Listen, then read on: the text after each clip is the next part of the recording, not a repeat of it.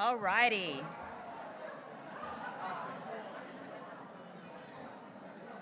All righty, well, we are about to start the program. So if we can go ahead and take our seats, everyone.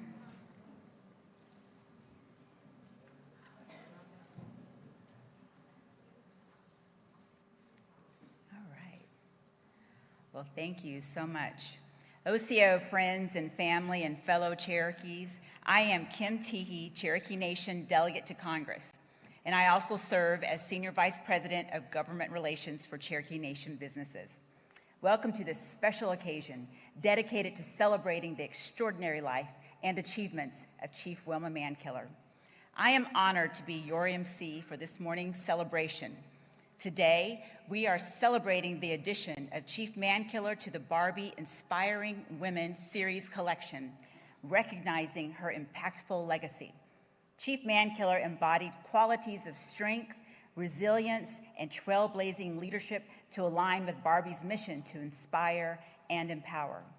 She joins other notable women through history with their own Barbie, including Rosa Parks, Amelia Earhart, Billie Jean King, Susan B. Anthony, and Maya Angelou, among others. Today, December 5th, is an especially significant date. It was on this date in 1985 that she was sworn into office as Principal Chief of the Cherokee Nation, the first woman to lead a major tribe in the United States. We know Chief Mankiller's impact on Cherokee women and the Cherokee Nation goes beyond her time in office, and I am grateful for the example set by Wilma Mankiller and so proud to have been mentored by her. I got to know Wilma through my parents and extended family as a young person, and then had a formative internship within her office while I was in college. It was Chief Mankiller who inspired me to pursue a career in public service. I always appreciated her advice and guidance and the opportunity to witness her lead our people. Her wisdom and resilience always shone through, but so did her humanity and her good heart. Through her leadership, advocacy, and commitment to community development, she laid a foundation for future generations of Cherokees to thrive and to contribute to the well-being of the Cherokee Nation. Her legacy continues to inspire and shape the aspirations of Cherokees, especially Cherokee women, to this day. We come together not only to remember Chief Mankiller's remarkable journey, but also to celebrate the fact that her impact continues to resonate. The Wilma Mankiller Barbie serves as a symbol of empowerment, reminding us all of Chief Mankiller's trailblazing spirit. To begin our program, I'd like to call upon her dear friend, Richard Duke Pickup, to lead us in a word of prayer this morning. Duke is the pastor of Sycamore Springs Baptist Church.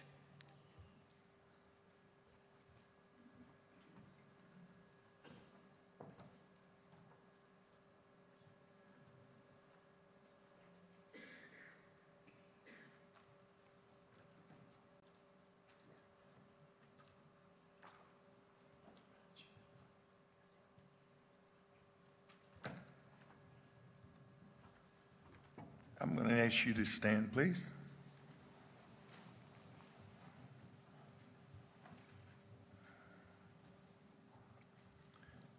Who can find a virtuous woman? For her price is far above rubies. Skion ethanagi. Allegis tagabayuhai. Ijalili chisi kohigo. He scared aleli helis tegesa was a darfanisi. Ski lost esta. The God had on Tesca, can I get some got stuff. And skia got to yours. Our divine Heavenly Father, we thank you for the privilege and the honor for us to be here today to celebrate the life and the legacy of a great, great woman. Lord, as a chief of our Cherokee people, to lead by example, and Father, by life, we thank you for her. Thank you for her being, Lord, an example to every young girl, to every person, to all of our people. May you, in the future, raise up more leaders as such as we have to this present time. Thank you, Lord. We ask your blessing upon this whole meeting. Let no one leave here without a doubt in our hearts that we have been blessed from on high, because, Lord, all powers are ordained of God. Thank you, Father. In Jesus' name, amen. Okay.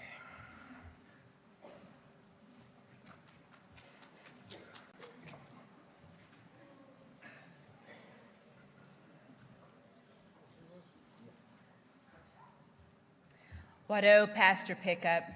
Next, I'm going to introduce several dignitaries that are in the room. So when I call your name, please stand. If we could please hold the applause until the end. Thank you. First, I want to start with the person I get to see every day, the person who I am blessed to call my friend, the great leader of the Cherokee Nation, Principal Chief Chuck Hoskin, Jr.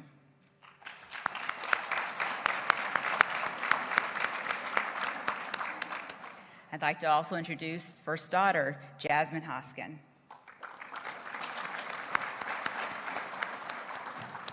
Our Deputy Principal Chief, Brian Warner.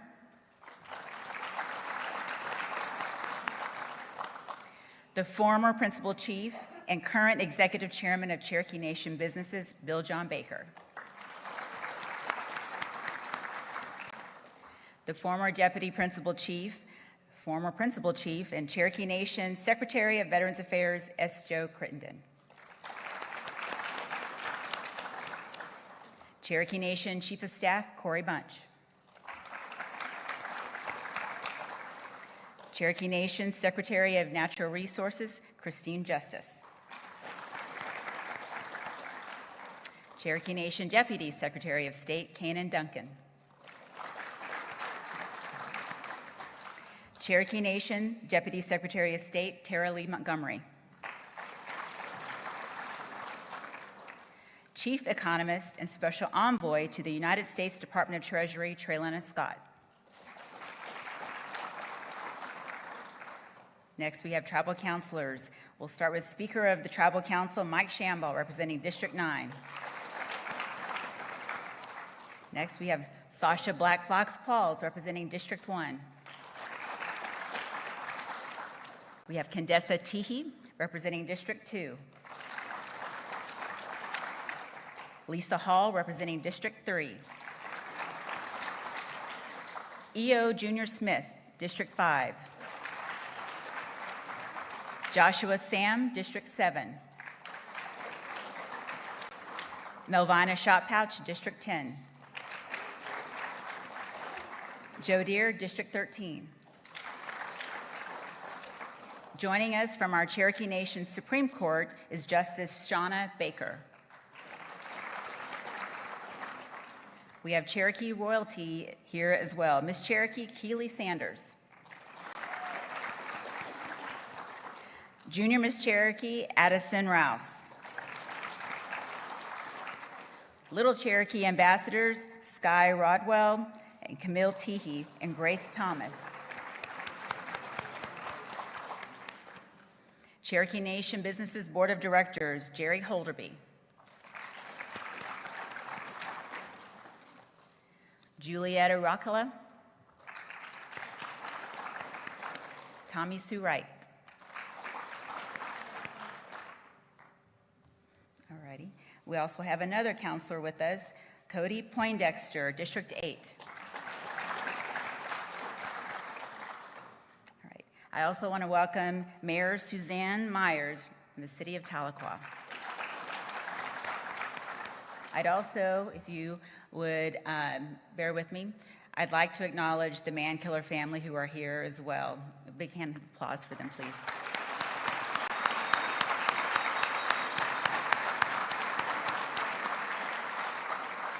Also, if we have any veterans in the room, either stand or raise your hand so we can acknowledge you too, please.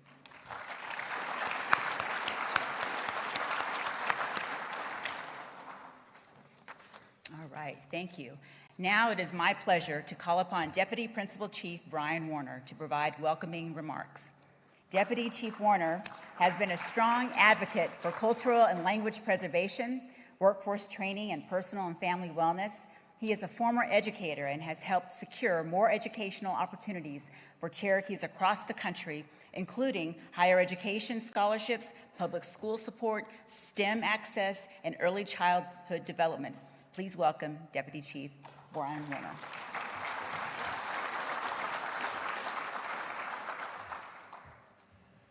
Well, CO, everyone, it is truly an honor to stand here before you today, and let's have a round of applause for Wilma Mankiller, Chief Mankiller, can we?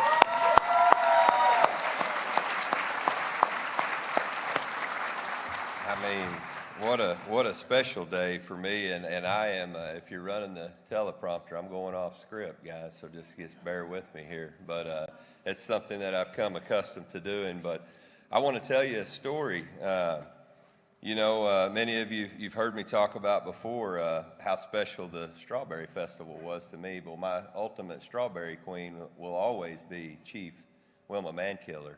She sat in this office that I hold today as the Deputy Chief under Principal Chief Ross Swimmer at the time, and we understand that when she come into her role as a Principal Chief that everything wasn't easy, but yet she stood boldly as she did those days when the rain was coming down and I'm standing under the awning of the funeral home waiting and patiently waiting for my chief to come by.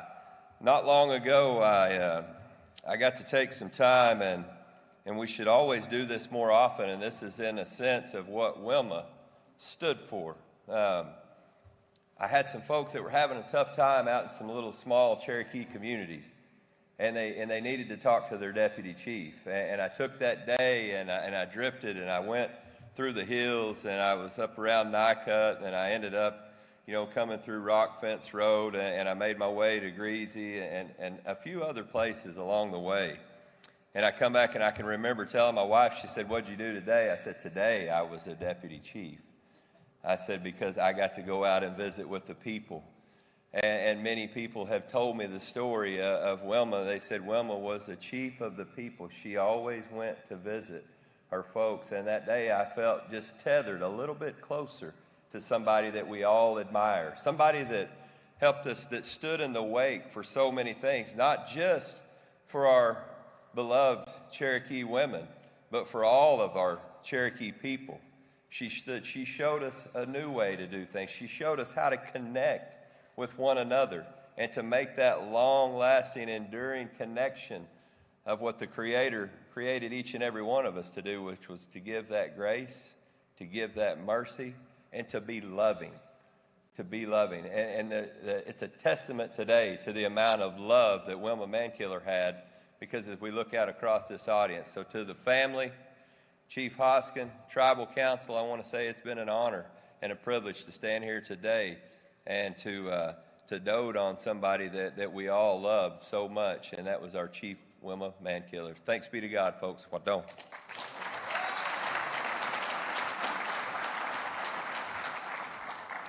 Thank you, Deputy Chief. I also want to mention special thanks to people who behind the scenes made sure that we had this wonderful event. Travis Owens, Vice President of Cultural Tourism for Cherokee Nation Businesses, would you please come forward and raise your hand, sir? There you go. So Travis led this project, and with very little time to do so. And as you can see, it is wonderful. Down to the Barbie box, and Felicia, thank you for letting us borrow Wilma's actual suit and such. And then Cherokee Nation Businesses, facilities people, Colin, your team, and Cherokee Nation's team, April, and your team, thank you so much for all this. I want to give credit where credit is due. We all know Wilma always acknowledge people who work behind the scenes in order to make things run so smoothly. Again, thank you, Deputy Chief, for those wonderful, inspirational words. The next part of our program is a special musical performance from Brianna Morton. Brianna is a talented vocalist. She is Wilma's granddaughter and the daughter of Felicia Olaya. In the summer of 2022, she also sang with the Cherokee Adult Choir and Cherokee National Youth Choir here at the Chota Center when we dedicated and debuted the Wilma Mankiller Quarter developed by the U.S. Mint. Today, she will bless us with a performance of Swing Low, Sweet Chariot, which is one of Wilma's favorite songs. Please welcome Brianna Morton.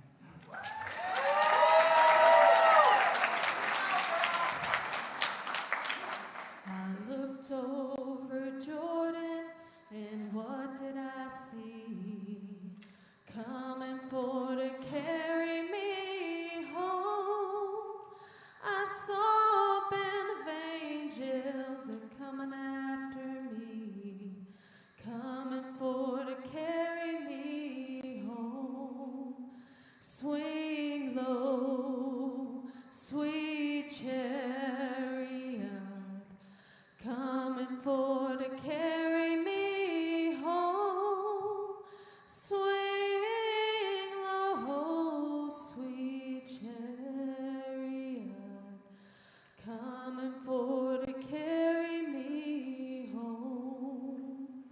If you get there before I do, coming for to carry me home. Tell all my friends that I'm coming too, coming for to carry me home. Swing low, sweet chariot, coming for to carry me home. Swing low, sweet chariot, coming for to carry me home. I'm sometimes up and I'm sometimes down, coming for to carry me home. But I know my soul is heavenly bound, coming for to carry me home. Swing low, sweet chariot, coming for to carry me home. Swing low, sweet chariot, coming for to carry me home.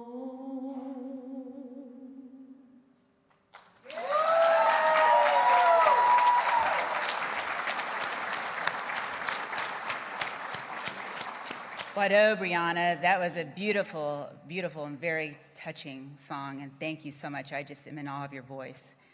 What an appropriate way to celebrate your grandmother. Now we will showcase a video created by our communications department.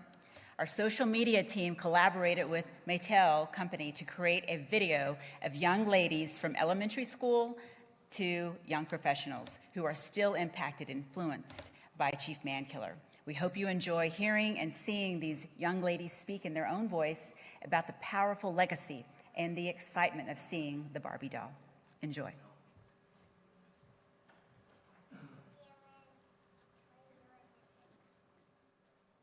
Hi Barbie. Hi Barbie. Hi Barbie. CO Barbie. I'm a member of the 2023-2024 Tribal Youth Council. And I'm from Park Hill, Oklahoma. From Stillwell, Oklahoma. From Bixby, Oklahoma. And I'm a proud citizen of the Cherokee Nation.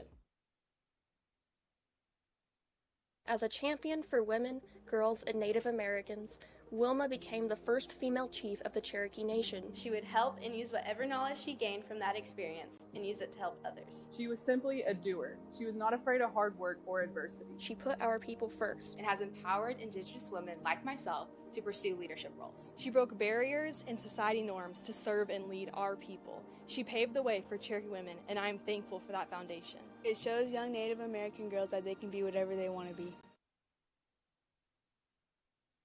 Wilma Mankiller has inspired my ambition to pursue a career in law and contribute to defending our tribal sovereignty for generations to come. Wilma Mankiller was an advocate for all and has inspired me to come back and help my people as a nurse practitioner. She helped a lot of Cherokees, and that's something I want to do when I grow up. I want to help with my own community by becoming a social worker. I want to be the first Cherokee woman astronaut, just like Wilma Mankiller was the first Cherokee woman chief. You can be anything. You can be anything. You can be anything. You can be anything.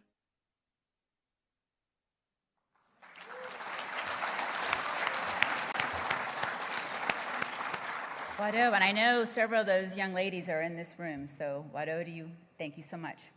It is so inspiring to see a new generation of Cherokee youth celebrate Wilma for her commitment to building up local Cherokee communities, making families more secure by developing access to safe water, and laying the foundation for Cherokee Nation's modern-day success. As most of you are aware, she did all of this as a woman in a highly visible leadership role when that was not the norm of the era. Next up on our agenda is a poem that Chief Mankiller composed. As many of you know, she was a gifted speaker, but she was also a gifted writer and compiled several books over the years. One of them is a collection of poems. Today, we will be blessed to hear Burley Williamson and Verna Williamson read one of her moving compositions. Burley is the niece of Wilma Mankiller. She is the daughter of Frances, who is Wilma's oldest sister. In 1998, when Wilma went into kidney failure for the second time, Burley graciously donated a kidney that enabled her the opportunity to continue her life's work until her passing in 2010. Verna is also a niece and a longtime and respected employee of Cherokee Nation businesses. She said her Aunt Wilma taught them to work to help each other, to work together, and at the end of each day, simply say to yourself, today was a good day. Ladies.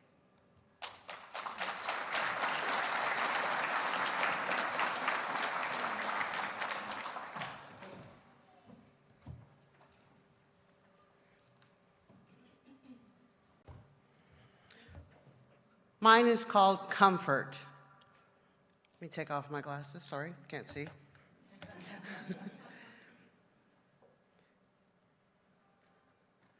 Locked in the safety of comfort, unmoved by the sounds of life, the thoughts of my untamed soul used to drift so I could hear the sunshine speak as Lady Dawn gave way to the sweet melodies of the morning song.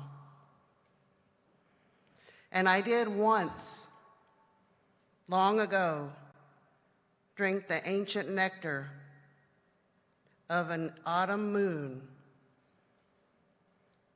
Used to live down by the river, lie on the rich red clay banks, watching the sleepy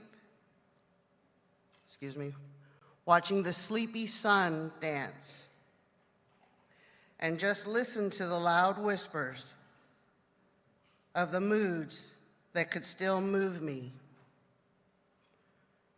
But now it's just cups of coffee,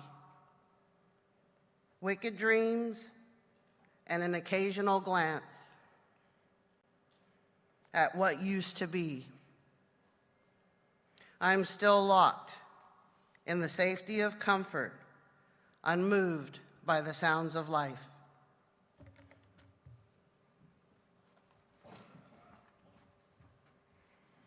Just in case you were wondering, me and Verley are not twins. We're sisters, just in case. We were going to hold hands.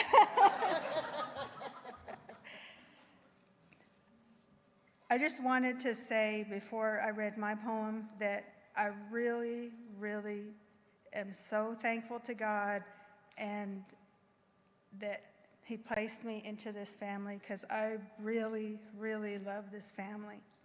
We have been through so many different changes, and all our aunts and uncles, they've all passed away. And I just wanted to recognize that, you know, we all find Wilma the most inspiring woman, and I just can't even say enough about it. Everybody I know has a Wilma story. The other thing is Gina. Gina was so special to me. She was my cousin, but she was such a great friend, and she just had so many great adventures with us all through our lives.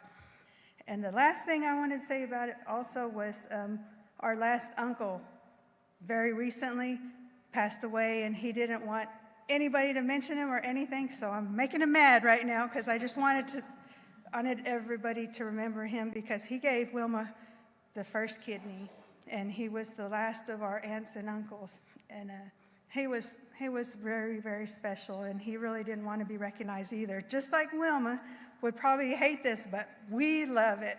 So,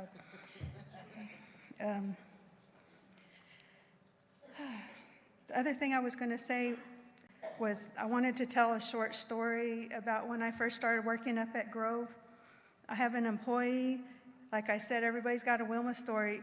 I worked with him probably, I don't know how long before he found out that Wilma was my aunt, because we just don't go around, hey, hi, I'm Wilma's aunt. Wilma's my aunt, you know. So it was a while, and he said, he told me a really great story about her, what I thought was a great story. He said that his mom, Leela, she asked him one day, will you take me to Tahlequah? So he was like, okay, you know, and he loads her up, and they come to Tahlequah. He's like, where do you want to go, Mom? She's like, I need to go to the complex. So he pulls up there, and they go in, and she goes straight to the office of the, chief. And he was kind of like, Mom, I don't think she's got time to talk to you. She's a very, very busy woman and stuff. And she was like, no, she'll talk to me. So they went in and gave the name and everything. And sure enough, Wilma went ahead and told him, come on in. And, they just talked and visited. And the thing that I thought from that whole thing, he said it really made him really inspired. And he knew that she took the time out to talk to her. But what I thought was really important was that she really recognizes that it's important to listen to our elders, to take time, to slow down life, and really listen to people. I think that was one of the things that why people loved her so much. But as well as Gina, But so I'm going to read this poem. It is called Reality Again. When the land darkens, I close my eyes and dream of a world of my own making. Visions of druids, stars, the fire, trees that whisper ancient secrets. I dream into existence a universe without hatred, where no one betrays me. In sun's warm light, I care about Cuba, South Africa, Jemez Pueblo, Navajo, Bosnia, and Jay, Oklahoma. Some would say not womanly things to care about. In sleep, I refresh myself and dream of a time when thunder spoke to me. The moon smiled on me and told me I was one of them. Or maybe I will just listen to the messages from long ago sent along pathways of the wind. The wind will always have stories to tell, and when I wake up, I won't really know whether I dreamed the stories or they are real. But then, I never could tell the difference anyway.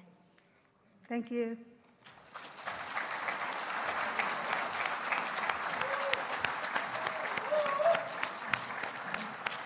Wado, Burley, and Berna.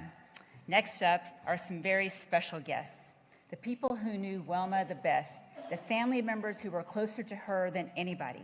They will each provide some thoughts and reflections on her legacy. First is Felicia Olea. Felicia is Wilma's daughter. I also want to acknowledge Wilma's other daughter, Gina, who sadly passed in 2022. Elements of Gina's influence can be seen in this room today. While working for Cherokee Nation businesses, she was the one who insisted on the syllabary to be prominently showcased in the reception hall. as you see all around this room. Note that there are two examples. The larger font shows Sequoia's original handwriting. The smaller highlights the Cherokee's innovation as they move to a typeset font. Like Gina, Felicia also served the Cherokee people. Her sense of service and compassion for the people is something she inherited from her mother. Please welcome Felicia Olaya.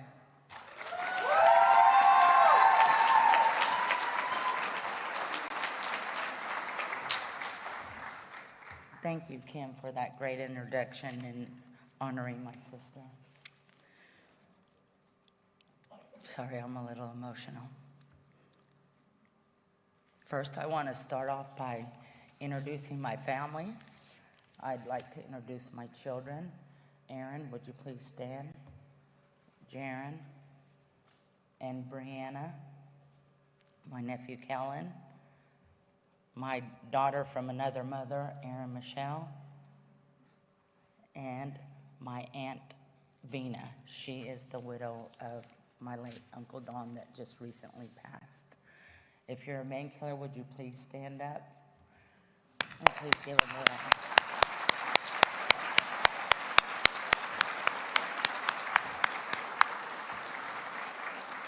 Also, I would like to add to Kim's story about the syllabary. This is not only one of Gina's great compassion for art and history.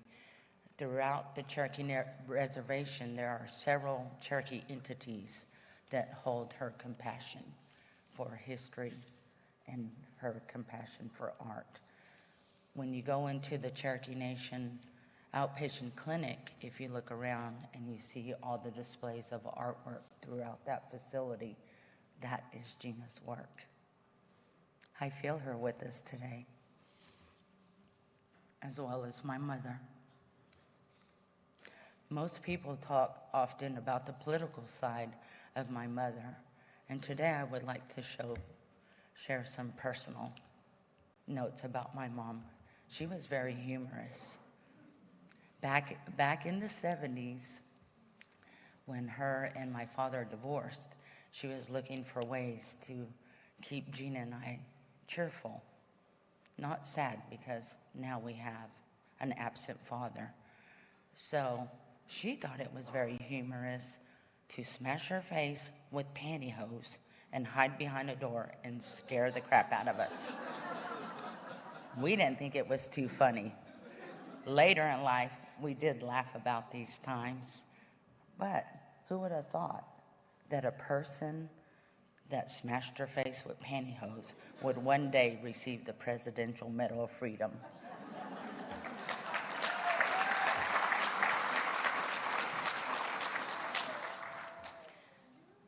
I have another interesting story that I'm sure some of you may have heard.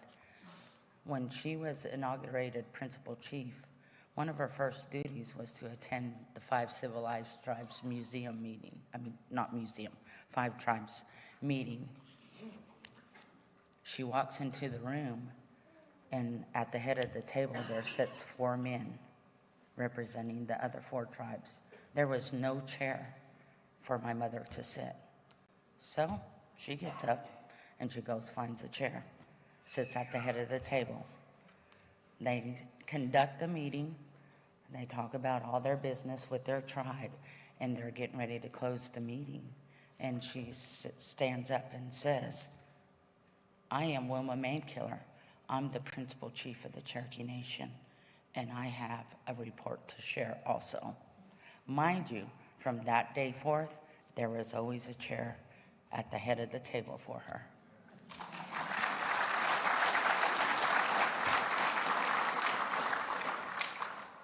You know, in honoring my mom, you can't help but think of our ancestors. She is an ancestor today. And when I think of our ancestors, I think of the adversity they faced walking the trail of tears. But Mom always taught us to look at the good side of things. So with those thoughts, I think about these little Cherokee children playing with their grass dolls. And today, we have Cherokee children playing with the Wilma Mankiller Barbie.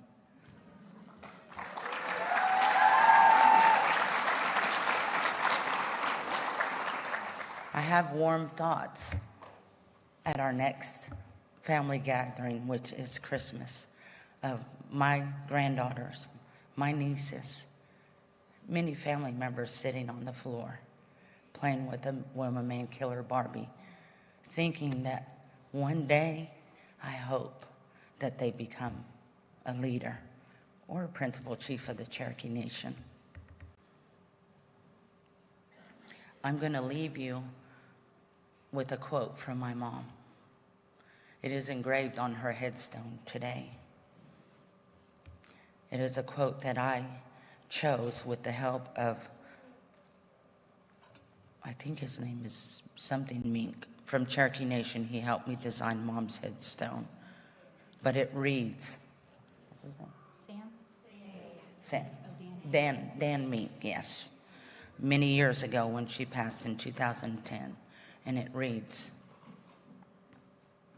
I want to be remembered as the person that helped us restore faith within ourselves. That, I believe she did. I want to leave you with this. Always remember that every day is a good day. Wano.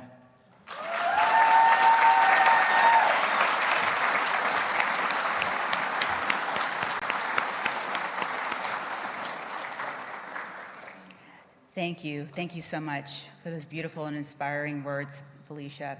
One of the last conversations I had with Gina, she had already lost her eyesight. Pretty much, she could only see peripheral. And she said that Mom always said, end each day on a positive note and be grateful, right? And she said she is grateful that she was able to complete the outpatient facility, so many of these facilities, the care that she went to make sure that our artists continue to be employed and that it is their work that adorn our buildings is phenomenal. And in true to Mankiller fashion, she cared about all these details too. So thank you. Now we'll have Kellen Quinton.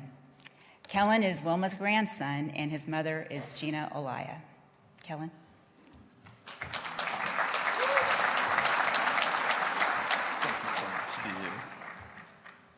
It's such a beautiful day today, isn't it, guys? It's such a deep and profound honor to be up here standing in front of you, talking about all of the accolades and all of the wonderful things my grandmother did. It's not been so long since we were in the same building, giving credence to her being on the U.S. quarter, and the amount of different values that she placed in different areas in the world, and the amount of things that are still gracing upon us, even though she has been gone for so long. It is truly inspiring to see and truly blessing for everyone here to know that the world is finally listening to an utmost T.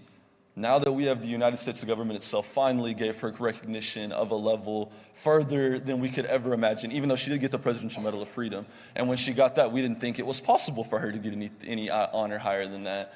And it seems, though, as we move forward with our lives and with the lives of everyone who is still here, that her message and her influence is just as powerful and strong as it is today as it was back then. And you can look around yourself and look at all of the beautiful women and all of the beautiful Cherokee people in here and all of the beautiful people in here and see that she influenced each and every one of those people. And for all of us to sit up here today and to see that a company could see a vision within her of all little girls, of all Cherokee people, of all indigenous people in general, it is just such a profound blessing. And we must all remember that the legacy of Wilma Mankiller is not just the family, it's not just the people that have seen her, it is the people that she touched. It is the people who continuously take her legacy, her words, her actions, and her feelings and project them into the future, and that give everyone a chance to be whatever it is they want to be. She came from so little. As Felicia brought up earlier, our Uncle Don had to, at a very, very young age, take over being the provider for the entire family. And he did so without a single thought. And our entire family is riddled with people that have that same gumption, that same determination, and that same need for change and to help all of the other people around. And I think it's extremely important for us all to look at a symbol like this and realize there is still so much more we can do. There is still so much Wilma Mankiller in each and every one of us, and we need to strive every single day to show as much of her as we possibly can, because there may be no such thing as a perfect human, but that woman was as close to perfection as any of us could ever dream to be. She truly put herself in front of everyone, and she cared very little about herself in any way, shape, or form. And we all truly need more and more of that today. Greed and other elements seem to have taken over parts. Money seems to be the driving force of everything. And she cared not about being famous. She cared not about any other element than influencing and making the life of the person next to her and the person around her much better. And we all need much, much more of that today.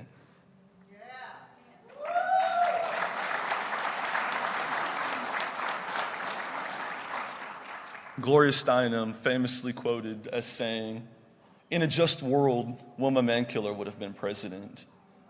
And I truly believe that if people listened even a fraction of the amount as they're starting to back then she 100% would have. Because I am blessed to be her grandson, but all of us were blessed to be Cherokee people in order to be behind a leader of that magnitude.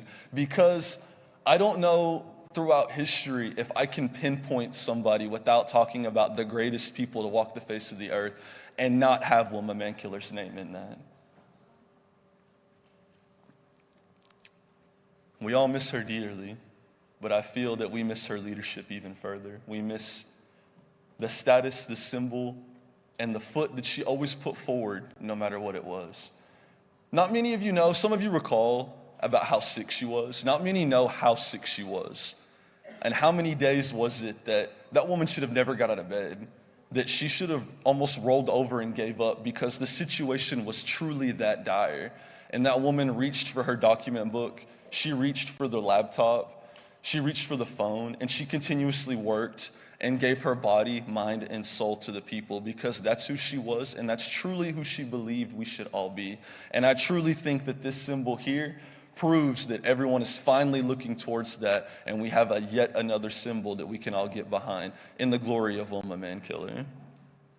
Once, like everyone said, every day is a good day, and I truly attempt to live by that quote. But on days like today, let's all have an extra smile for her, and let's all truly remember the different times that she influenced individually. Because I guarantee you, like Felicia said, the woman gave every moment that she could to the people, and every chance she got, she would much rather take away from herself and give to anyone else, and we need much, much more of that today. I truly appreciate your time, guys, and thank you for the profound blessing, and thank you for everybody being here, and thank you, Mattel, for showing us and seeing that her vision and the vision of Native women and Cherokee people in general is something that is special and is something that needs to be shared with everyone else. What up?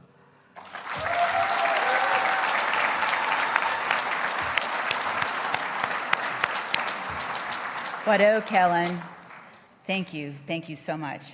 I am now honored to bring to the stage Mr. Charlie Soap. He was Wilma's partner and husband and friend.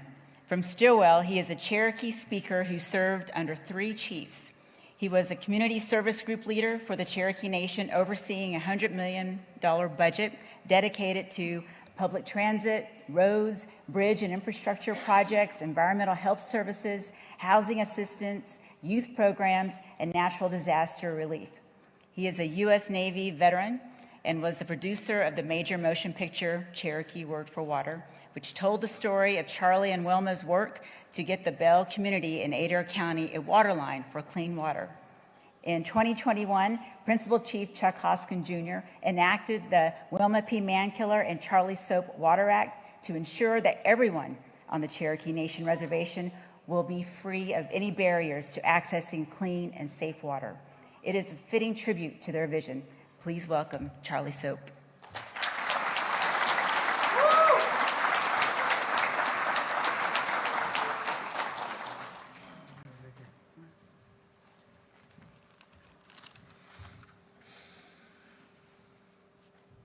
Good morning, everybody. I'm glad everybody could be here. And but first, I want to thank the Lord for providing us a beautiful day for a celebration for one of the greatest leaders of our time, Wilma Mankiller. First, I'd like to take a couple of minutes to introduce Frida Van. Where are you, Frida? I know you're in the audience somewhere. Frida Van, Anita Cochran. Of course, Anita Cochran here. Frida, I want to say thank you for traveling with Wilma and I on many miles through our trips during her time in office. As you know, Wilma was battling kidney failure at times in her office. And Frida was in charge of making sure that the peritoneal dialysis, a portable dialysis machine, was in place when we got wherever we were going, and also that the medicine was ready. And I thank you, Frida, for taking the time, being there for Wilma in time of in need for her health. Also, Anita Cochran, wherever you are, you might be in Bell, you might be in Stillwell, wherever you are, we want to thank you for being Wilma's first-class assistant to her office, and we want to thank you for that. And I think that Wilma was an extraordinary person. And I try to think of words to say in English, how you can put that one word together to say that she was extraordinary person, loved everybody, cared about everybody, all. I couldn't think of one word, but in her language, Cherokee language, usquaniktiake, usquanikti, that means it's extraordinary, or many words, it has many meanings, but that's the only word I could think of that would describe. She's all of what we would look for in a person that's a good leader. And we've had good leaders in the past for our tribe, and I think the leadership that's there for our people now, it's at a time now when it's very important in our country that we have good leaders. So I know Chief, former Chiefs, Council, y'all doing a good job. Just take care of us. Watch out for us, because we need it. So also that I think we would think it's kind of funny that people will be taking the time to comment on her likeness to the Barbie doll, because Wilma didn't want to be compared with other people or to judge her by her accessories to the doll. So I'm not saying that in a negative way, but it's just Wilma would be kind of laughing about that. So anyway, I thought it was something that she would be appreciative of. She's been gone for a while now, and she's still inspiring us to know more about her written language. Chalege ha ya chawani ai kan ha sana yo play want ai ke go le chalege ha de ya ba do la ba te squash de no chick a do le ha a te squash de chalege na ai go le de. I hope that I can learn how to read the Cherokee language. But anyways, she trusted me in making decisions. I cared for her and her family for 25 years. Never imagined that it would involve a Barbie doll. I don't do dolls. I still believe she would be okay about the decisions we made about this project. I think she would be probably make a couple of comments about it, but I think she would be pleased. It's not me who will have the final say of the doll. It's the Cherokee children and the children around the world, whether or not they value the doll and what it represents. At this point, with all the hoopla that's going around, I just hope that they get one. They did sell out, as you know, within 24 hours when it was put out for to be sold. The happiness and the well-being of the children is what Wilma and I focused on when she was around.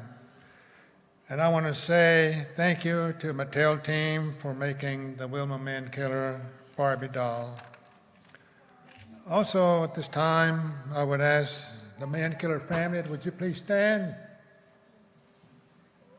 Would you please keep standing, please? And also, if there's anybody from the Soap family, would you please stand? I don't see anybody standing up. No, just kidding. All my relatives, thank you for coming. Well, don't. Geez, don't. Keep standing up, please. And anyone that was associated with Wilma during her time in office, or any people that had worked with her in the community, would you please stand? Chief, Deputy Chief, Council, members of the community, would you please stand? The media's there. We thank you for coming covering this wonderful event. Also, anyone that knew Wilma, that Wilma helped a lot of people, that touched their lives, would you please stand? Okay. You look around, see who's all standing up. And this is who made Wilma's legacy what it is. Everybody here had a part of Wilma's legacy, part of her life. That's who made Wilma. And she always commented saying, it's not me that did what I did. It was the people that made me who I am. Without their support, I couldn't have done what I did. So thank you for being here. Well, on, you can be seated now.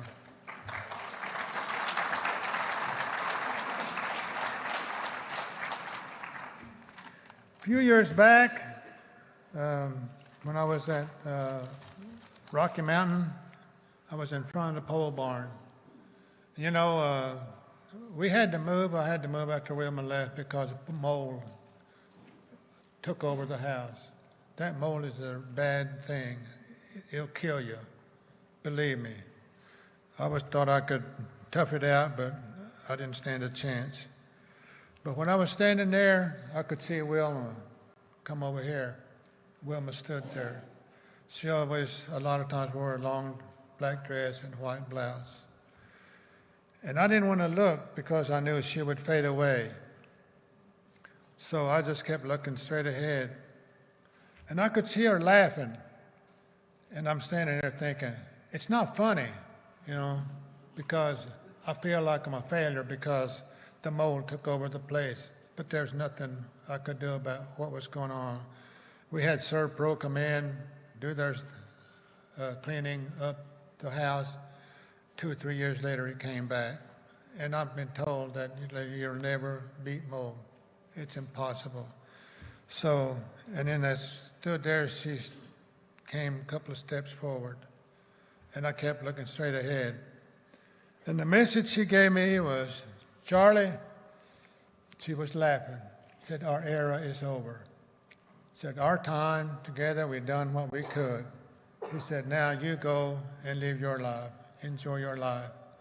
And said, just, and do what we did and appreciate what we've done together. So, but anyway, I hope as you leave today, you'll take the legacy of Wilma Mankiller with you. And I hope that you can live by her example and be kind, be good to people, and help people in need of help, because that's our purpose in life. And so everything we say and do, we're going to have to answer to our Maker. And I hope we can all pass the test, say that we did what we could, and thank you, Lord, for making this possible for us. Well, don't.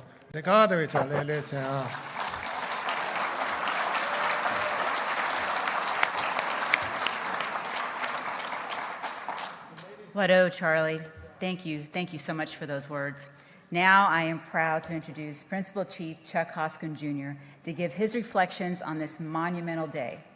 Chief Hoskin recently won re-election to his second term in office this summer.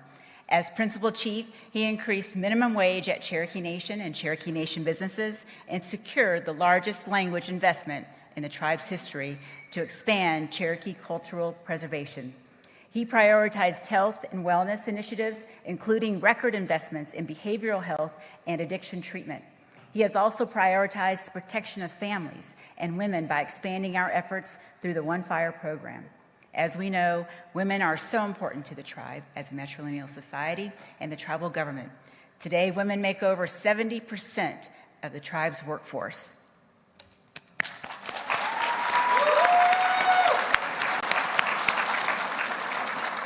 These efforts by Chief Hoskin is something I know Chief Mankiller would be so proud of and supportive of. Please welcome Principal Chief Chuck Hoskin, Jr.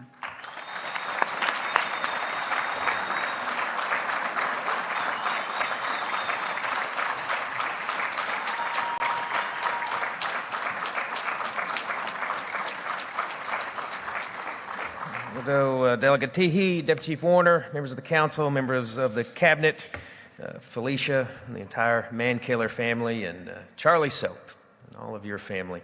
And Mattel, I want to express to all of you and everyone assembled how proud I am to serve as chief during a time when we get to celebrate the great Wilma Mankiller. I pass out the Wilma Mankiller Quarter a lot at events and share it with particularly little Cherokee girls, and I tell them, if a chief will tell you the truth, they'll say they want to be Wilma Mankiller when they grow up. That's what I'd like to be. She sets the standard. Felicia told a story that is familiar to me, and it's one I share often, sometimes with those same little Cherokee girls, when Wilma Mankiller came into that room and was not welcomed and was treated like maybe some junior high boy treats some girl he's trying to diminish or intimidate. And that's sort of what the impression I got about that room when she walked in as a tribal leader and frankly was disrespected. And that story ought to hang with us as we think about Wilma Mankiller and what she was up against at that time. But Felicia, I didn't hear you mention any names, and I don't know their names. I don't even know if history records their names. But I do know that Wilma Mankiller is on a Barbie doll today. So what does that say?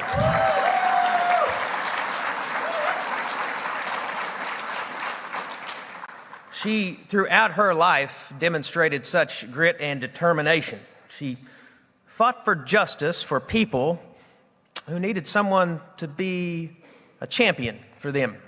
That's something special in this world. And she inspired us as Cherokee people to do something more for ourselves. Before she ever held public office, ladies and gentlemen, before she ever put her name on a ballot, she was already changing the world, and already doing so at a time when it's very difficult for someone from her background to do so. She fought for civil rights, a cause for all of humanity. She fought for the dignity of everyone. At such a young age, she made that part of her mission in her young life. She fought for indigenous rights, a cause that strikes at the very conscience of the United States. She did that as a young woman. She did all of this before very many people knew her, knew Wilma Mankiller as now a household name, and she did it probably before many people ever imagined she would be chief of the Cherokee Nation. And when she came back home after that part of her young life, a young mother raising her daughters along the way, she reminded us of some of the most powerful tools that we have as Cherokee people, our sense of history, our sense of destiny, and our sense of collective purpose, that we owed something to each other and we could do something for each other. When she inspired that water line in the community of Bell, she did something even bigger than that really important step of empowering the community to install that water line where there was no running water. She tapped into something that was in our national character, that was almost robbed and beaten and stolen from us collectively over the centuries. She knew that those generations of oppression could not rob us of our sense of history, of our sense of destiny, and our sense of collective purpose, and our sense of gadugi, the Cherokee word for working together She knew that was in us, and she helped us see it. All before she became principal chief of the Cherokee Nation, all while she was a young woman, all before she was 36 years old. And her work as chief of this great nation is without parallel. It is unmatched. The very fact that she became chief, the first woman to hold that post, is itself remarkable. But it seems to me that what she did as chief was simply an extension of what she had already been doing. From a seat of power, she used it for good. She used her power as chief to keep striking at the conscience of the United States for its broken promises and, just as important, its opportunities to make right what it had gotten so wrong by indigenous peoples. She used her seat of power to remind the country that it needed to support and get behind civil rights and dignity for everyone. She chose to do that in the office of principal chief. Under her leadership, we asserted our sovereignty and our ability to self-govern in ways we hadn't done for generations. And once again, she reminded us that that was always in it, that it was handed down to us by our Creator, that we just needed to reach inside and find it and assert it, find our strength as Cherokee people, and lead together, collectively. After she left office, she just kept on making that great impact. I think she must have always been driven by that same sense of duty to her fellow Cherokees, but also her fellow citizens of the world. She is today an icon around the globe for the work that she's done. She inspires so many Cherokees, but she inspires so many people around the world. When she passed away, the world mourned because they knew who she was. And as time goes by and her story goes around the globe, more and more people draw inspiration. And isn't it beautiful and special that they know she was a Cherokee woman, that she was the leader of the great Cherokee Nation?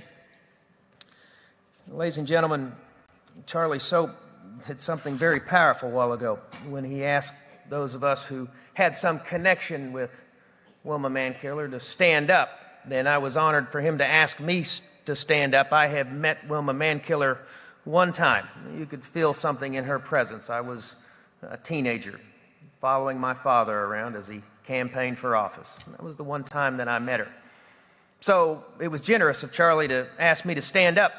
That was the one time I encountered her. But it reminded me of this. Everyone in this room could stand up. Everyone in the Cherokee Nation could stand up.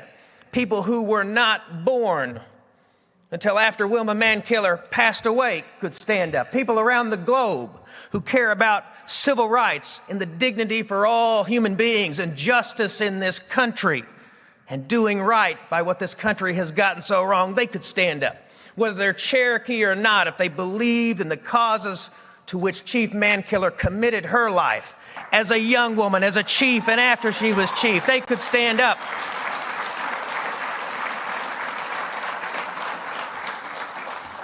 And so when we get a chance, we ought to stand up for Wilma Mankiller. Now, Cherokees are very passionate. We have very strong and passionate opinions about this Barbie doll, don't we? That's because we love Wilma Mankiller. We know who Wilma Mankiller was, and we want the world to continue to be inspired by Wilma Mankiller. Thank you all very much. What else?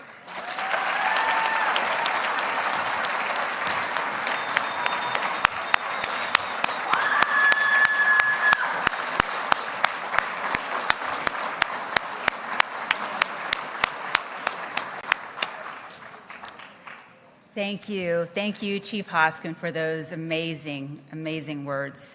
You truly captured Wilma's essence, her spirit, and her leadership. Let's acknowledge him again for his support for this great event, for this great woman.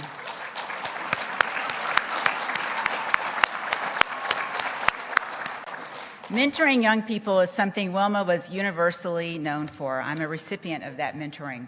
She showed Cherokee girls that they can have a meaningful role in making the world and the local community a better place, and that through determination and hard work, positive change is possible.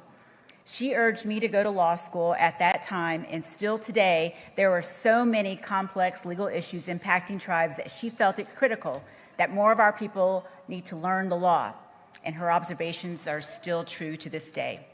What she encouraged me to do is a similar journey to what I have encouraged young Cherokee women to undertake. So those lessons continue with the new generation. We'd like to hear from some of the people who helped her on her life's journey. We'll start with Audra Smoke Connor. Audra is a former Miss Cherokee, a founding member of the Cherokee Nation Tribal Youth Council, and former Cherokee Nation District 1 Tribal Council member. She is in her 33rd year of working for the American Indian Resource Center's Educational Talent Search Program. She first met Wilma Mankiller in 1986 while competing in the Miss Cherokee competition and working in part-time positions for the Cherokee Nation. Her reign as Miss Cherokee allowed her and her family an opportunity to establish a friendship with Wilma, as with me too.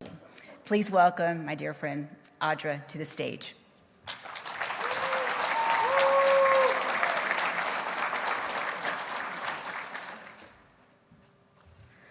Wow, that wasn't fair to put me up here after Chief Hoskin. I kind of felt like I'd gone to church, right?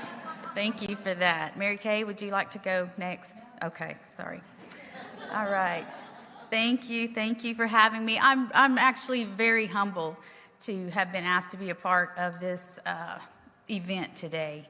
I'm sure there are people out there that have an even stronger relationship with Wilma Mankiller, but I feel like what she did for me and what she continues to do for the young women of our nation has to be shared.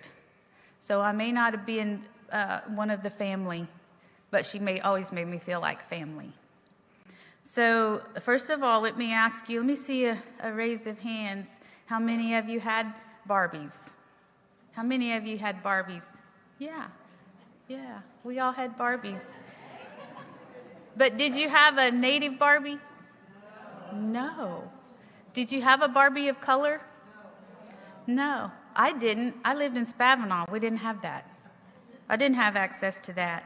And it wasn't until the 67 or so that there was a doll, the first doll of color came about, and her name was Francie, but she wasn't an actual Barbie.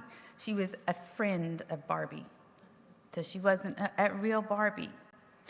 Then around 68, there came Christy. And she was built just like Barbie. She was made just like Barbie, but she had the features of a black woman. But she was still not quite a Barbie of color. It wasn't until 1980 that there was a black and Hispanic version of Barbie. These are all things that I researched because I thought I need to know my Barbies before I get up here and talk about them. My Barbie was a quick curl Barbie. Do any of you remember that? Her hair was a little more textured, and she came with this little wand, and you put it in there, and you twisted it, and you pulled it out, and she had a nice, pretty curl. Then you could mess it all up and do it again. And I had Malibu Ken. Will there be a Charlie?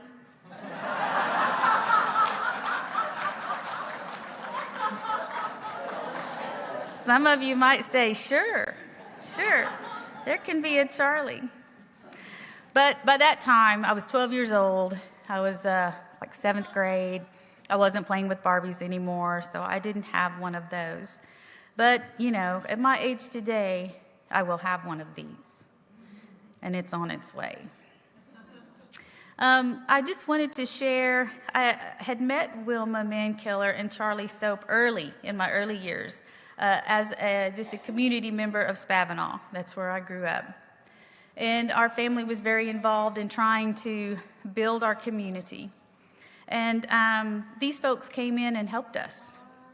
They helped us, and they said, one of the things that I learned from Wilma along the way was that if you say you're going to do something, you do it. And she did it. She helped us get our community building. She helped us with all of the things that we needed, the infrastructure to build our little community and to make it thrive and to make it grow. My mom just shared a story with me a little bit ago, and I thought, I've got to share this. But, you know, how many of you have been to Spavinaw? Raise your hand. Yeah. You ever been to a Spavinaw parade? Yeah. So, you know, you start down by the old school. It's an old school now because I think it's a dispo, actually, dispensary, but yeah, not a school anymore. But you started down there, and you went up Main Street, up the hill at the end of the street, turned around, and came back. The whole parade. So you got to see it twice. Well, we had asked Wilma to be the grand marshal of our parade one year. And it was getting close to time to start, and she wasn't there.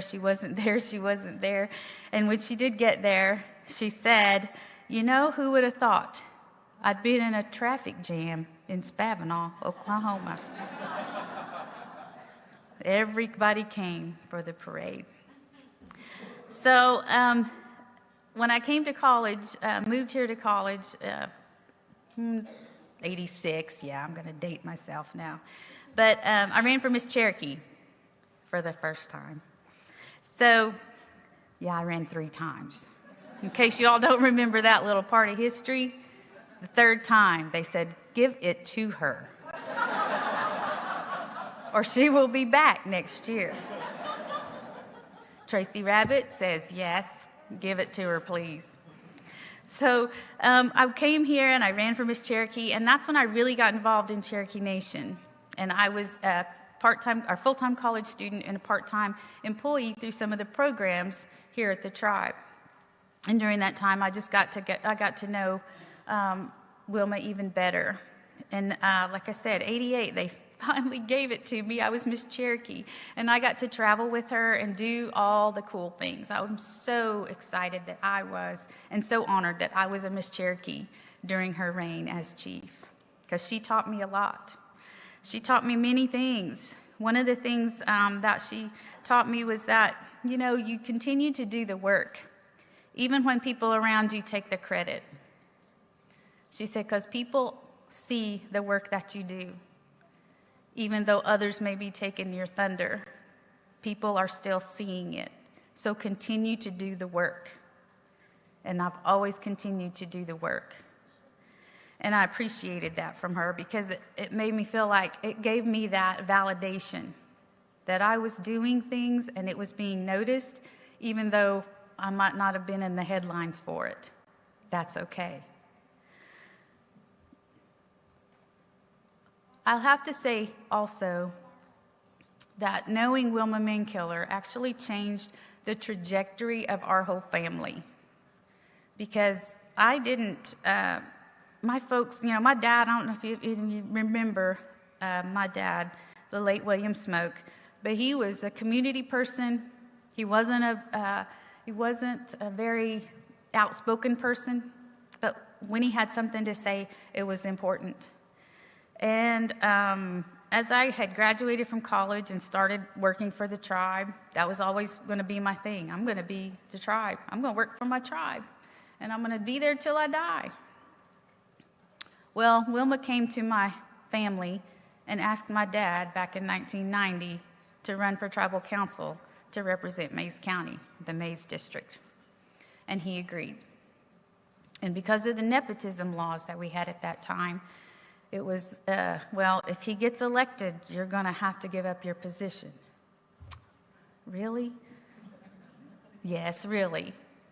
But it's okay, because he got elected and he served 2 terms.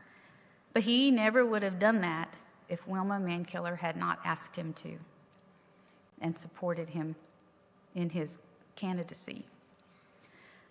We'll bring that around. And around 2003, I decided I wanted to do that job as well. And I had Wilma Mankiller's support to do that. we would not be where we are. We would not have done the things that we've done. We would not have had the experiences and made the contacts that we have had it not been for Wilma Mankiller. The job that I'm in now is because of the people I knew and the relationships I built while at Cherokee Nation, and seeing the things that I saw. My boss now is here. And she's going to share some stories too with her friendship, Miss Pam Iron. But some of the other things that Wilma taught me was that when you say you're going to do something, you do it. You follow through. It may not be in the time that you hoped it would be in, but you'll get it done. Another thing that I learned from her is no matter what your position is, you've got to be real. The people need to know that you are one of them. No matter what your position is, you are with the people. And you treat others that way. She also said that, you don't always like everybody, right? You got to work with people that you don't always really care for. And they have very different opinions. But what I learned from Wilma Mankiller was that you continue to do the work. You set those differences aside, and you come together and do the work for the people.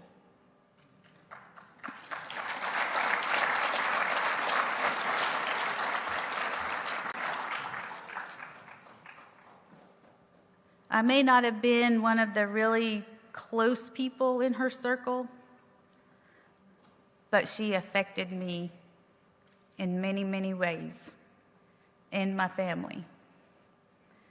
And so, again, to be included in this event today is a great, great, great honor. And I'm so appreciative to the family. And I'm so appreciative of the fact that we got girls that can play with an indigenous Barbie. We've got that. And people will know. People will see this. I have my, it's over here. Oh, it went in my pocket. I have my Wilma Mankiller quarter because my mom had them made into necklaces for us and the girls, and we're all wearing them today. So, when you think about people that have had influence in your life, it doesn't necessarily mean that you are the closest person to them. You could be the furthest person from them. But if they can have that kind of impact, like Wilma Mankiller has had on so many of us in this room, that is powerful. That is amazing. Thank you for having me here today. And I just have to add one more thing. We were close enough friends that back when I finally found my one and only, and we were getting ready to get married, I asked Wilma, would you do the honor of being one of my witnesses on my marriage license? And we were close enough that she said, yes, I would love to. So I have that. And I will always have that. And it was a very special request, and so special that she agreed. That was Wilma P. Mankiller, widow.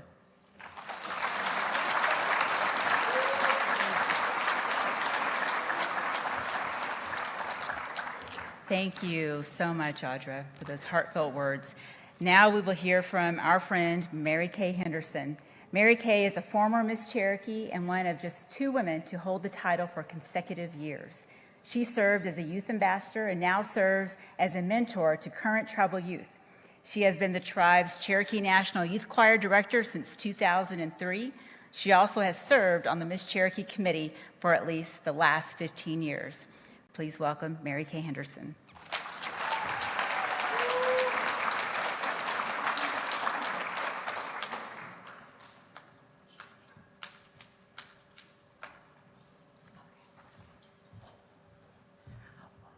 Well, good morning. This is a great day. It is a great day. They told me to keep it under an hour, so I thought I better sit. Yeah. Thank you, Felicia. Brianna, thank you. I always love to hear you sing. Brianna was in our youth choir and was always just one of my favorites. And well, you were. You really were. And I still have a great picture I should have put up here of you one night when you put on an excessive amount of makeup. And, but that'll come out another time. Well, I just wanted to tell you two little things. Wilma P. Mankiller was quite an inspiration and a friend to me. We laughed every time we got together. And all of I have two pictures of she and I in my office right now.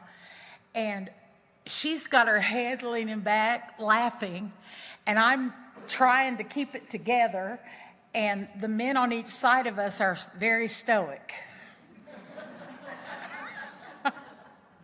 Both were former principal chiefs. I'm not going to say names. I have a funny story to tell you. One night, I was walking through, I had been shopping in Woodland Hills Mall in Tulsa. Charlie, do you remember this? And I was with a friend of mine who is not Cherokee and not Native at all.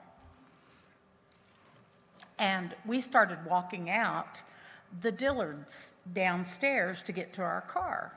And it was the men's department. And there wasn't a soul around. And all of a sudden, I heard, Mary Kay. And I thought, am I hearing things? Walked 2 or 3 more steps. I heard kind of a giggle. And then I heard, Mary Kay.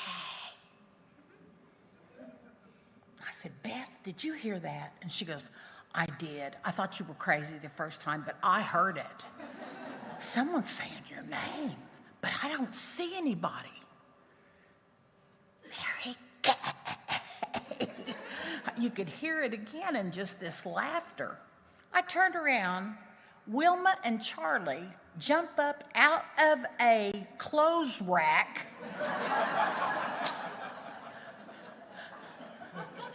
And they're just dying laughing. And my friend, when we got in the car, she hadn't said 2 words. And we got in the car and she said, who was that? And I said, that's Wilma Mankiller. She's the principal chief of our tribe. And she goes, you've got to be kidding me. And so those are the stories I think of with Wilma. That's just my favorite. I could tell many more. I have just agreed with every speaker today. I have found something. Felicia, you took several of the things I was going to say, but I want to tell you about just an incident in the last month. I had ordered 2 Barbies as soon as they came out, waiting on them to come in. And my son, my oldest son, is deployed right now. He's in the Navy, and he has been gone since April. And his little girls, who are 4 and 2, the absolute most precious little Cherokee girls you ever saw. In fact, we've got a slide presentation. No, I'm just kidding, we don't. But anyway, I had bought them for Thea and Evie. They're 2 and 4.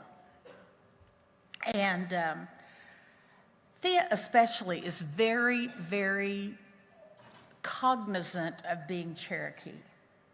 In fact, I think she told the chief the other day when she met him, he said it was a pretty dress she had on or something, and she had on a little tear dress, and she said, he goes, well, what is that dress or something? And she said, well, I wear it because I'm Cherokee. Like, duh. I don't know where she gets that attitude, but she's the one who, they live in Virginia, you all, and she wore it on the first day of pre-K. She wears it all the time. She wore it to the beach. She loves to wear a Cherokee dress. She's comfortable in it, or a ribbon skirt. So anyway, the day came and the box came. While they were here, they came to spend Thanksgiving with us. And the box came, and Thea says, Cece, you have a box. And I said, yeah. And she said, is it for me? I said, it might be. And I thought, it really might be. Wouldn't that be wonderful if they came in while they were here? And so I said, as soon as Evie wakes up from her nap, we'll open the box. So we opened the box. And they tore into those boxes like a pack of wolves. They were pulling, ripping, all this stuff. And in my mind, I kept hearing, you really need to keep that up somewhere nice. You need to keep that up nice somewhere. Because that's how I grew up with my mom. We had things that were put up for nice that we never ever used. I mean, literally never. And all of a sudden, I just relaxed and let them keep ripping. And they got the dolls out, and they were playing, and they were putting them in a tractor and driving them around, and one was brushing her hair. And I was sitting there on the floor with them, playing. And they said, Cece, she looks like you. And I said, well, yeah, the hair's kind of similar. And yeah, I said, you know, this is a doll, but it represents a woman that was Cece's friend. What was her name? I said, Wilma Mankiller. She said, Mankiller? I said, yes. And she said, was she mean? I said, oh, no. I said, if she were here today, she would be sitting right here on the floor with us, playing with these dolls and riding it on a tractor and doing all these things. And later I thought, that's the purpose of these dolls, is that we can tell the stories, because probably everybody that's here has a story they could tell. And we introduce Wilma Pearl Mankiller to the next generation, and then the next generation. And we keep her legacy alive. Thanks to Barbie. Isn't that amazing? And I thought that was so neat. And I've heard all the I've been on Facebook listening to all the back and forth. But I just want to say that finally, as a child of the 70s, the Barbies that I had, their feet were just like this because their high heels were so high. I love this Barbie because now I have Barbie shoes too.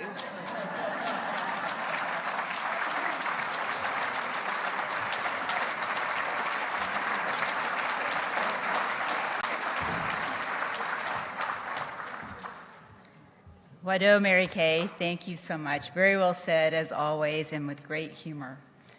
Our final mentee is Wyatt Chuckluck. He is currently working for the Oklahoma Department of Tourism and for the City of Miami, and is pursuing a master's degree at the University of Oklahoma. Wyatt's father, Greg Chuckluck, was a marshal for the Cherokee Nation during Wilma's tenure as principal chief, and often attended events with her. Chief Mankiller knew Wyatt from birth and was a big part of his life. Please welcome to the stage, Wyatt.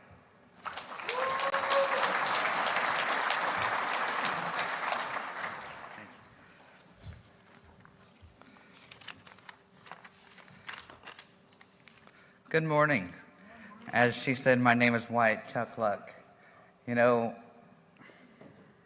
growing up, listening to my dad tell stories about Wilma Mankiller, and my great uncle also worked under Mankiller's administration.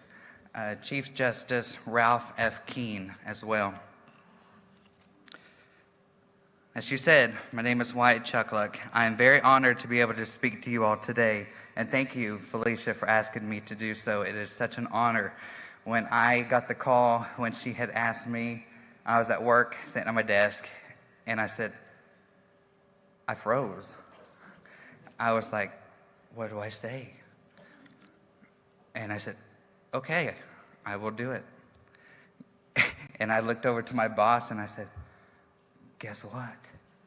I just got asked to speak at this event this next week. They asked me, Wyatt Chuck Luck. And I'm like, Then I'm thinking, okay, what do I say? Where do I go? You have the big bubble here, and then all these other little things just coming. Do I start here? Do I start there? Where do I go? And I was in my car just the other night and just thinking about what I was going to say. And I'm like, okay, turn my radio down, just talking to myself. And as I was talking, no, that's not how I want to start. No, I don't like that. As I was about 2 miles from my house, I said, I started rambling off. I'm like, oh, shoot, I better get to my house and get on my laptop so I can start typing what I wanted to say. Today is a good day, not only for the Cherokee Nation, but for Indian people across the United States, as we are celebrating a legendary woman, the late Principal Chief Wilma P. Mankiller. Who would have thought I would know someone who has her face on a quarter and now has a Barbie after them? As I am almost 26 years old, I never would have imagined I would be excited about buying a Barbie doll. As one of the ladies mentioned earlier, she asked, who had a Barbie? I did not. Mine were Hot Wheels cars and Bob the Builder action figures. When I was younger, in my short time that I knew Wilma, she told me to always call her Aunt Wilma, and so that I did. And she would say, come on, Wyatt, let's go to McDonald's and get you a Happy Meal. Little did she know I could probably eat more than a 6-piece Happy Meal. As Wilma once said, the secret of our success is that we never give up. As I read that, I think of what she had always told me. Wyatt, you can be anything you want to be, and always set your mind to what you want to do in life. And always, Wilma was a great mentor for me. She taught me to embrace challenges, view failures as opportunities for learning, and cultivate a positive attitude towards self-improvement. She would tell me to understand the setbacks and obstacles are a normal part of any journey, and to always stand my ground and do what is right while having a positive attitude towards people. I will forever cherish the insights that she had taught me. Wilma was and is one of the greatest role models there are of all time. I admire all that she had done for our great people before, during, and after becoming chief. Her leadership has pushed me to strive to fulfill my true potential, as I am in the first stages of writing my own children's book.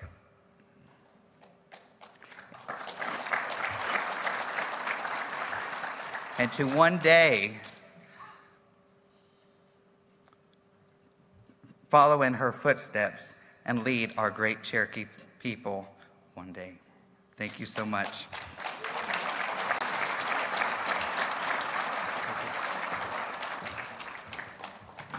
Thank you so much, Wyatt. That was so well said. Our last speaker for the day will be a person who worked closely with the chief during her 10 years leading our people. Ms. Pamela Iron served as the health director and chief of staff for the former late principal chief, Wilma Mankiller. She met Chief Mankiller while she was serving as a planner for the tribe, and Pam was developing the Indian Health Care Resource Center in Tulsa. Their friendship grew because they both had experiences in community development. She previously founded 3 nonprofit organizations and now directs the American Indian Resource Center and Camp 7 Star. Please help me welcome one of Chief Mankiller's closest sister friends, Pam Iron.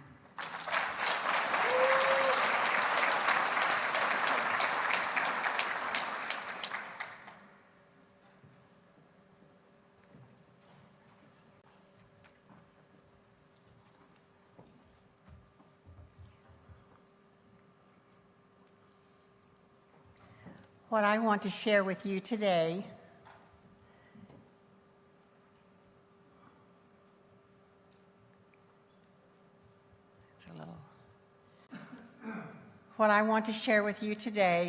is not my memories of events that happened, rather than reflections of Chief Mankiller's way of being. Purely from my perspective, as I interacted with her and observed her interactions, how she reacted with the world around her, the way she was a thinker, the way she embraced life. I want to pause here to reflect on 2 other women that experienced life with Wilma. Charlie mentioned them, but I would like to mention them also. Frida Van, who was a community liaison, and Nita Cochran, her special assistant. 2 strong Cherokee women who Chief Mankiller relied upon to keep her grounded and also to move mountains on a daily basis. She relied on these 2 women to listen to the communities and to give her feedback. These words come to mind when I reflect. She was thoughtful, a forward thinker, collective thinking, debate, governance, and relationships. Thoughtful in the use of her words and choice of words in her expressions. She chose words that would be meaningful and define what she wanted to convey. She used these words as a theme, and she would say them over and over in her expressions until they became a reality. A forward thinker, and yet she saw problems by looking at the end results, what was needed, and backing into those solutions. She relished a good debate. She surrounded herself with individuals that had different opinions than hers. The terms she used, she would always say, we could respectfully agree to disagree.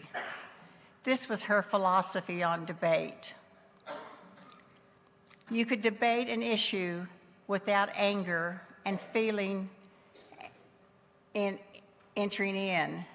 By debating, everything was out on the table. As uncomfortable as this was for some, it gave her differing ideas and solutions for governance.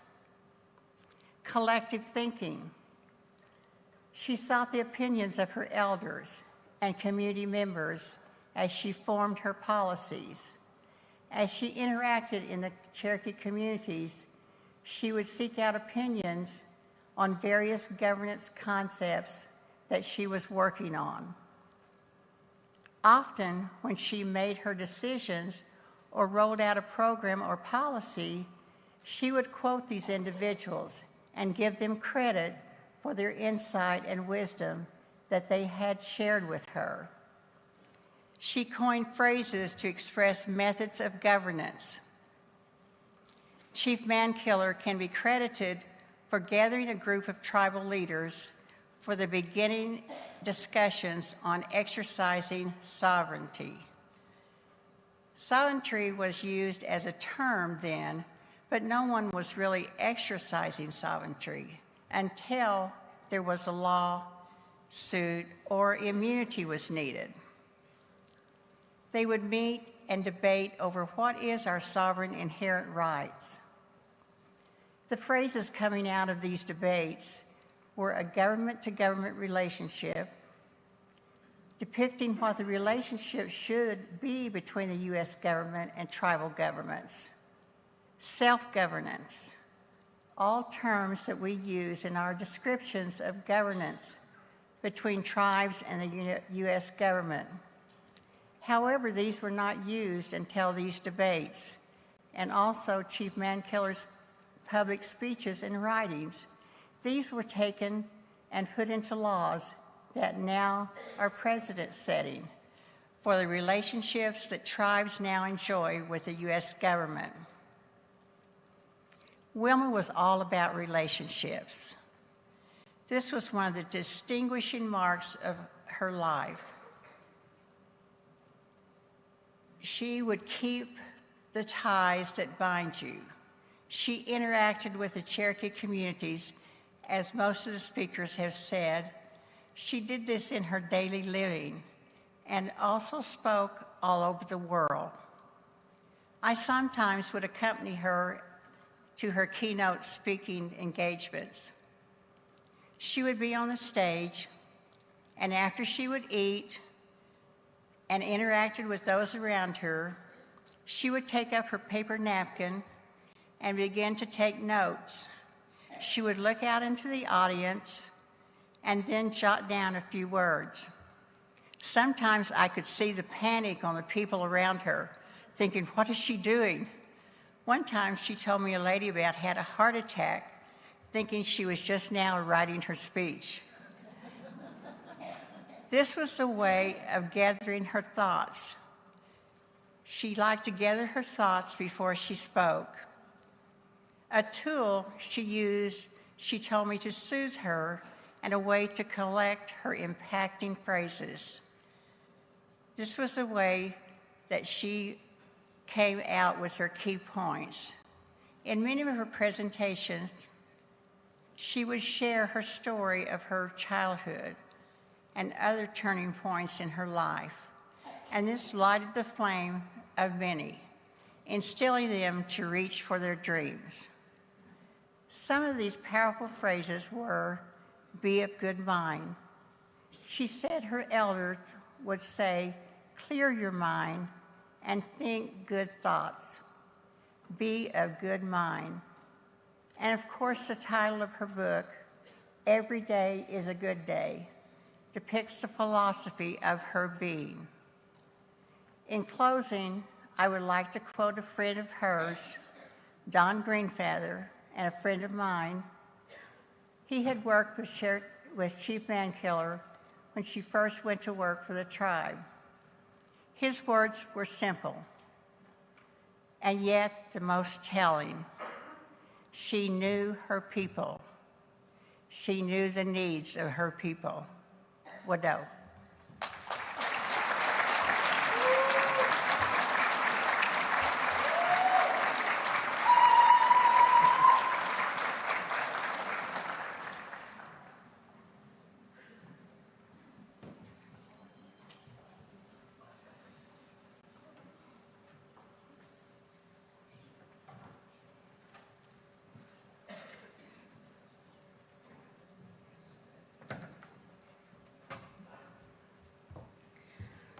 Thank you so much, Pam. I'm going to take a little bit of personal time here, too.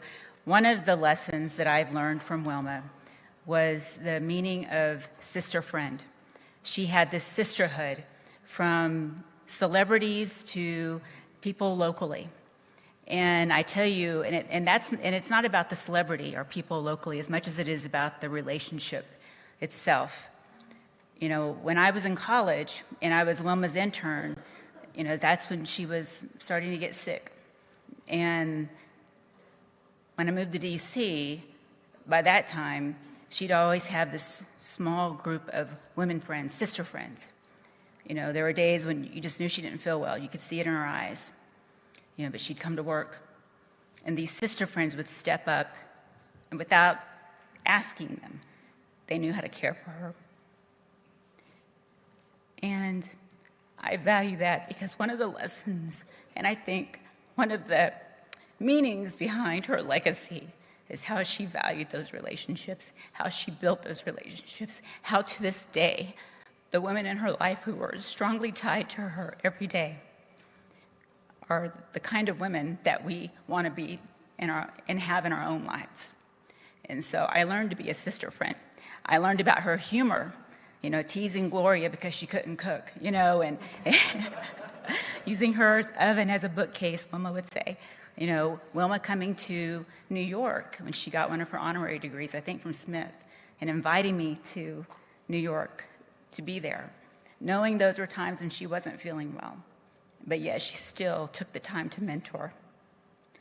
And so, you know, the inspiration is all these things we've heard about today: mom, grandma, chief, colleague, employer, and friend. She all had that impact in our lives. But I think, too, that we all know Wilma, right? We all know she wouldn't want this event on this day or this Barbie just to be about her. It's got to be about something bigger.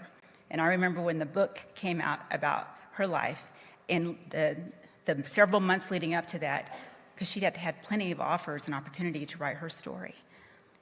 It couldn't be about just her. It had to be something else. And so you see in her book this interwoven story of her life, but also the history of the Cherokee people. It was a way to teach and educate about who we are. So in the spirit of what Wilma believed in, which is doing things bigger than yourself, we have a Cherokee vote table out there. Voting was very important to her. You know, making sure that we're registered in our tribal, state, federal elections, making sure that we have our families and friends registered too, making sure that we exercise our right to vote. That's how we have a voice in this country, when sometimes Native Americans struggle to have a voice at all. So please, you know, we have people out there, do your part and register yourself to vote. Ladies and gentlemen, what an amazing day of celebration for a woman who fought to raise the voices of Native Americans in this country. Her leadership and advocacy have left an indelible mark across our nation. During the decades she led the Cherokee Nation, Chief Mankiller fought relentlessly on behalf of the Cherokee people for better health care, education, housing, self-governance. Though it has been 13 years since she passed, she continues to inspire positive change and empowerment for Native women, and especially Cherokee women. It was my honor to be your MC for this celebration of Chief Wilma Mankiller's incredible life and the exciting celebration of the Mankiller Barbie doll, a tribute to Chief Mankiller's strength, resilience, and leadership. The Mankiller Barbie doll embodies the values that Chief Mankiller held so dear, that every individual has the power to make a positive impact in their community. Before we say goodbye, I do want you to please take a look around. You'll see the pictures. Take photos of yourself in some of these displays and such, and enjoy the rest of your day. Safe travels home. Wadon.